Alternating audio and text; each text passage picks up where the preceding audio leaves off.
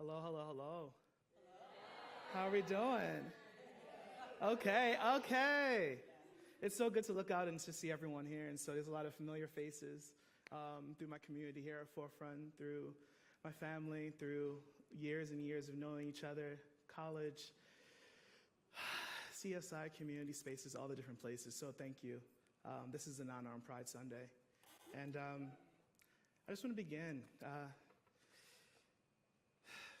You ever listen to a song that not only moves you emotionally, but also makes you feel something physically? For me, that's goosebumps or that's chills moving throughout my body, but honestly, that looks different for every individual. Scientists have long understood the connection between our minds and music, with Dr. Valerie Selampur writing. In every single culture, as far back as history has been recorded, people have enjoyed music. It has somehow remained an important source of pleasure for humans. We found that when people listen to intensely emotional music, they are actually releasing dopamine in deep subcortical circuits that are phylogenetically ancient and have evolved to reinforce highly adaptable behavior. Okay, simply, is that our makeup as human beings, it means that we are in touch with music. It affects us in very specific ways. Dopamine gives you the feelings of pleasure, satisfaction, and motivation. And as humans, we crave those feelings. When that music hits a certain chord or that organization of the sounds themselves, it elicits a response. And that's how I bring you back to the Hype Up song. So earlier, you're talking to each other about that Hype Up song. And obviously, it's going to be different. Some people like rock, some people like jazz, some people like whatever you have you. I like big voices. A song that you can connect with and gives you something to hold on to. And every time you hear it, it creates that experience. From the moment that I heard Masterpiece Mona Lisa, written by Jasmine Sullivan, but performed by the super talented, authentic presence that is Amber Riley. Shout out to the Glee heads. If you watch Glee, then you know. She's been in a lot since then, but she was in Glee first. And honestly, it made me feel everything. It felt like a celebration of life. It felt like a call to love myself fully. Every part of me is a vision of a portrait of Mona Lisa. Every part of me is beautiful. And I finally see I'm a work of art, a masterpiece. Church, how often do you tell yourself that you're beautiful? How often do you call yourself an actual masterpiece? How often do you actually believe it? And most importantly, what is stopping you from believing it?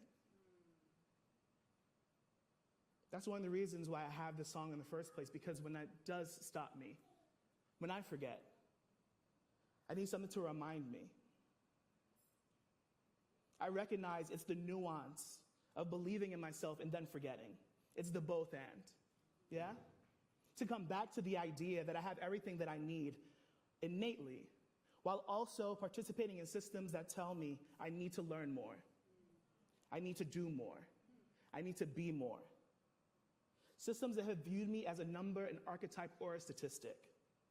There are times when I feel whole and times when I feel empty. There are times when my anxiety is high and my depression is low. But every single time, this is a gift. To wake up each day and understand that there is life in these veins.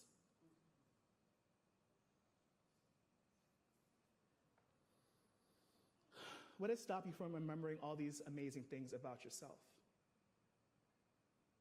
And important, what will help you remember all these amazing things about yourself? So when I heard the words, I am a masterpiece, listen, I can't cuss on this stage, but I was out there in a whole moment, just like, damn, okay, wait a minute. Like, I feel beautiful now, wait a minute. But also, even those moments when I don't have the song, or where I'm looking for other ways to find reverence or calm or groundedness, I can also look and turn to the Bible. In Psalms chapter 139, verses 13 to 14, it states, "For you created my inmost being. You knit me together in my mother's womb. I praise you because I am fearfully and wonderfully made. Your works are wonderful, I know that full well." I know that full well. I believe it today. I believe it tomorrow. I might forget it next week. But the point is, we're coming back to the point. You are beautifully and wonderfully made. Sitting with the scripture, we are reminded that we are made in the image of our holy parent. He, she, they, a genderful God in all ways. We are masterpieces from creation. Recognizing that they took their time to craft all the nuances that makes us us. And those that we understand and those that we have yet to discover, which comes with time and experience. And I particularly took pause when researching this passage, as I realized how many times it's been used against the LGBTQIA2S+ community. And let me be clear on two things. This acronym itself will continue to evolve as language around identity is more solidified, and people continue to advocate for their representation. And to my lesbian, gay, bisexual, transgender, queer or questioning, intersex, asexual or agender, and two-spirit siblings, you are magnificently and wonderfully made from creation, period. Okay? Please do not let the actions and the thoughts of small-minded individuals deter you from living a life that is bountiful. And I recognize that declaration deserves room because there are too many people who have told us lies about who we are. Those lies stay with us, and sometimes they're so embedded into our psyche, it's the only thing that we know. And we start to reiterate to our own selves, start telling ourselves those lies. And even when we don't say them out loud, still feeling them in our heart. And unfortunately, relating to them more than anything else anyone else can tell us. Who is this I've tried so long to fight, filling my head with lies and telling me that I'm not good enough? Church, who or what has filled your head with lies? Who has told you that you're not good enough? As a child, I remember going to a Pentecostal church with my family. And even when we stopped going, we still had a strong belief in God as a household, with my mom being one of the prime examples of prayer in action. Seeing that, knowing that, feeling that, but also growing and knowing that the other part of me, the part that I tried so desperately to ignore, was and is a queer, first-generation Caribbean black man. A part of me that my culture did not agree with endless songs and sayings that sought to end my existence. A part of me that my religion did not agree with language and rhetoric that said that I was desired to live a life of sin and regret. And I internalized all of those words. I internalized the words of those who criticized my voice and the way I walked and talked and looked and acted, and it hurt to hear them, but it hurt even more when I said them to myself. And I got so fluent in saying them to myself. And it took me years to feel worthy of God or worthy of prayer, and often skirting any type of religious interaction, because if God didn't want me, then I didn't want them. I came out of the closet at age 21, and I'm not sure when I started to pray again, but it happened, and honestly, I was truly grateful for that experience. There were times where I found myself in religious places to which I felt a love stir in me that I couldn't explain, but also I truly tried to ignore it. Until I came back to the church at 28 and got baptized at 29. And as I intentionally started to decompartmentalize my understanding of self in relation to God, in relation to the church, and in relation to Scripture, I knew I couldn't be a part of a non-affirming faith community. I need to feel supported and loved as I was the moment I walked through those doors. And Sean, when you said earlier about going to these spaces and then showing up and feeling welcome, but at the end of the day, you're not invited. I wasn't invited, and that was the difference. And that's when I knew I had to just walk out of there, because it wasn't, listen, it's not for me. I'm not into there. But honestly, arriving at Forefront gave me the community I seeked. Allies who are intentional, but especially my queer siblings who are open-hearted and share in the journey that it takes to find a place that allows you to love God and also love who you love. Every time that I come back to Forefront and I see a new queer couple walk in here, or individual, or a family, or any person that has been searching for a home, is just a reminder as to why I'm here and why this makes sense. And the fact that, again, we're just people who also happen to love God. And removal of all the fire and brimstone which you might have found in evangelical places. We love God. We are here to recognize that, to say that, and also find what that relationship looks like for ourselves. Being here gives me the space to explore my individual personal relationship with God, because that's exactly what it is. I learned that first, and then I can join community thereafter. And in 2024, this is one of the communities that I turn to as we lay witness to multiple genocides, the degradation of our political systems, and the enactment of laws that seek to oppress and turn back the hands of change that were enacted by our ancestors.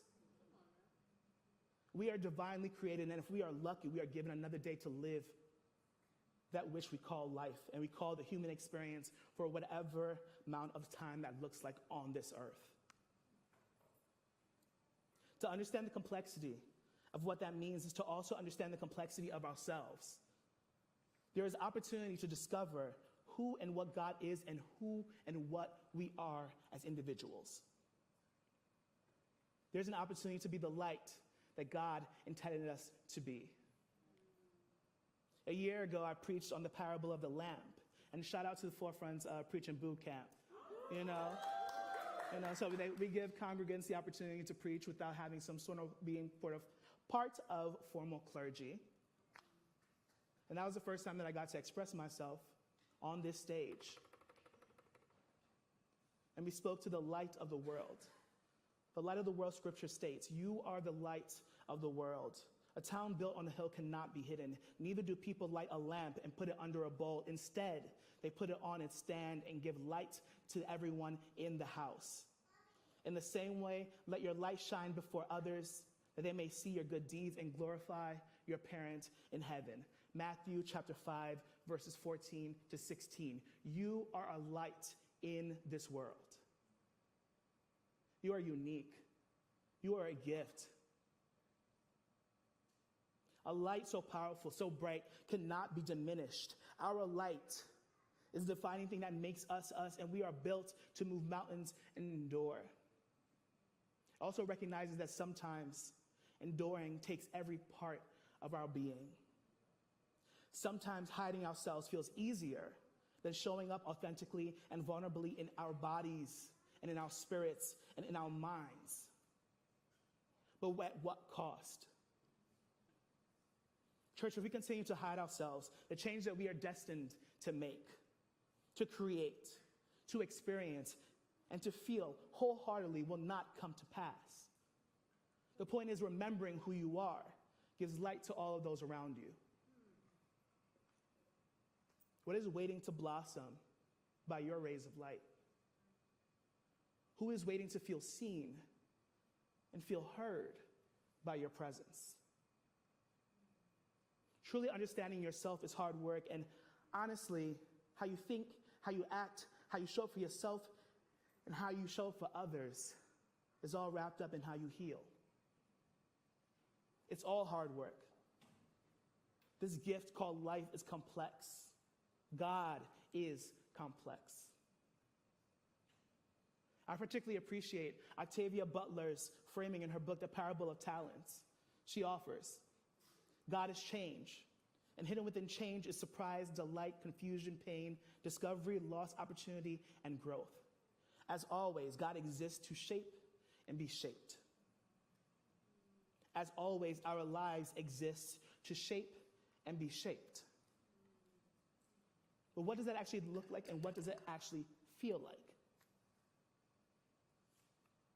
For me, it's actively remembering that I can start and restart at any point. It's attempting to do so without the shame and judgment that accompanies it.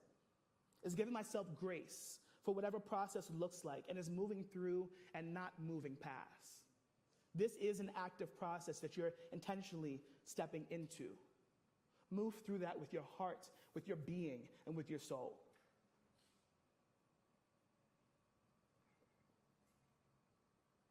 For me, it's surrounding myself with community and people that remind me of the greatness that is in my heart. And in turn, I get to remind all of you of the greatness that is in your hearts. What does that light look like? What does it feel like? What is it to understand that you are wonderfully and beautifully made from the moment that you wake up, from the moment that you were born, no matter what they tell you? Recognize that this process may not always feel life-giving, but at the end of the day, it is worth it.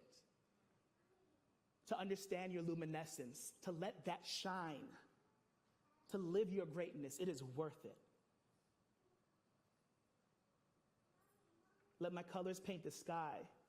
There is beauty in my eyes, and I can see it now. I believe it now. I can feel it now. I want the world to see I am a work of art. I'm a masterpiece. Understanding who you are and who God made you to be is an act of joy and resistance. Let this song reshape any narrative that tells you that you are less than, and through the pain and joy of life's moments, physically, emotionally, and spiritually, I hope you see the outputs are gifts within themselves. The lessons, the communities, the things you pick up along the way are relics of our healing. Church, what are the relics of your healing? What do you get to hold on to and remember to figure out your greatness? How are you building that toolkit? Put a little bag right here, drop it in there. Oh, that's my trigger? Okay, I'm sorry. Hold on, wait a minute. I don't necessarily have to respond how I used to. Oh, they're talking crap? Okay, whatever, that's fine. That's outside of myself. I don't need to know it. It's cool. I don't feel too happy when I look in the mirror. You know what? No, that's a fallacy. I'm made in God's image, so I'm great from the get-go, period. Yeah? All right.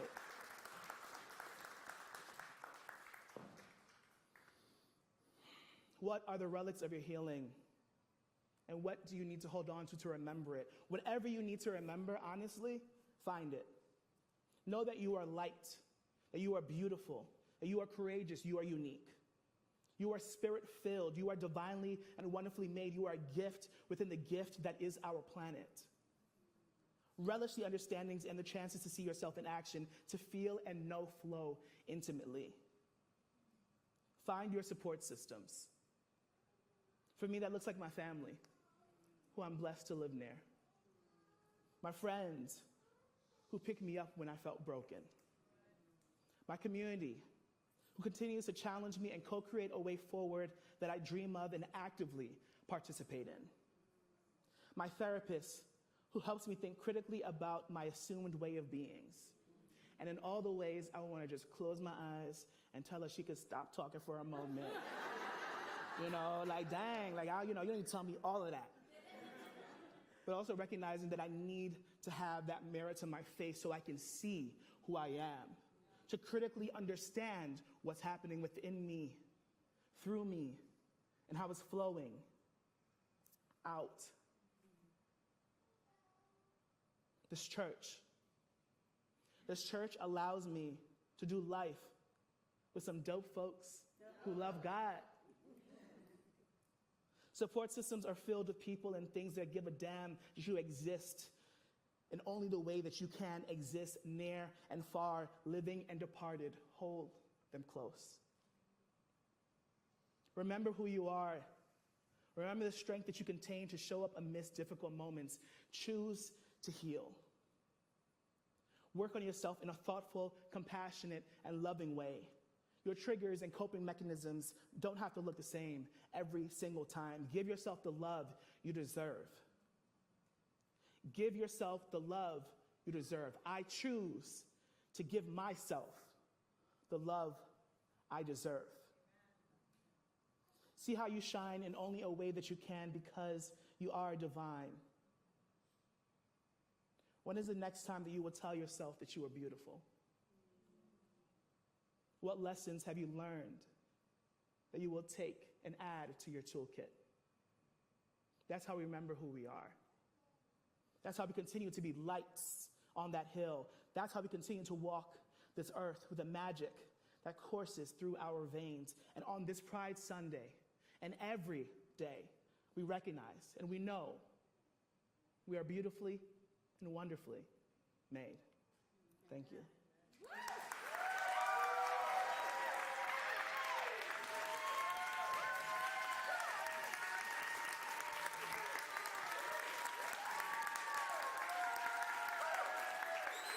Thank you. Thank you.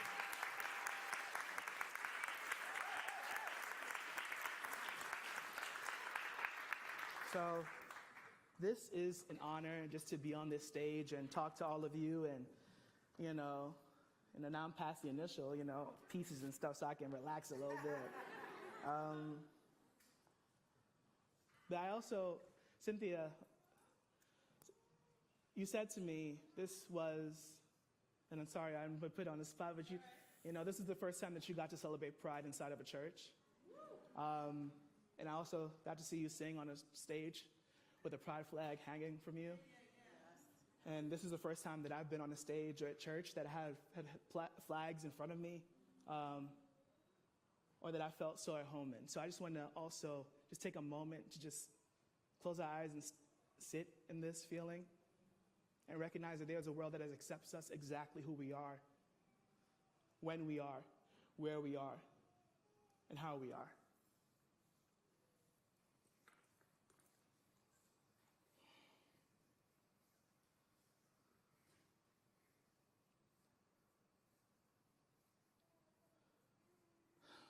God, we thank you for this existence.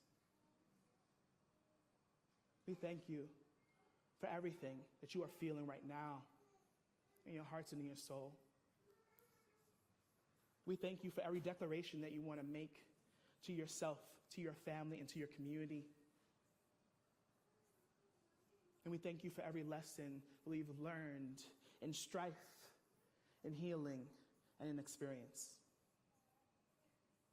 As we open our eyes,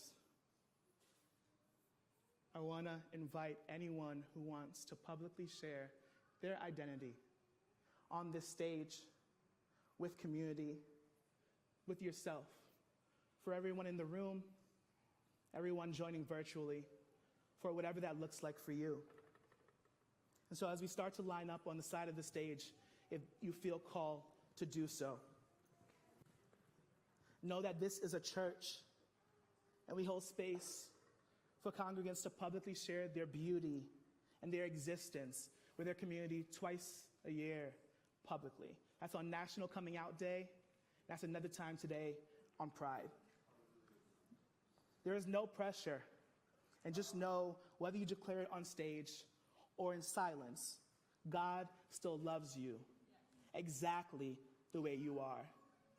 Every way in which you were made, every way in which you exist on this earth as you walk this plane, and in every secret that you tell them that you don't tell anyone else. And if you feel moved to join me, please do so.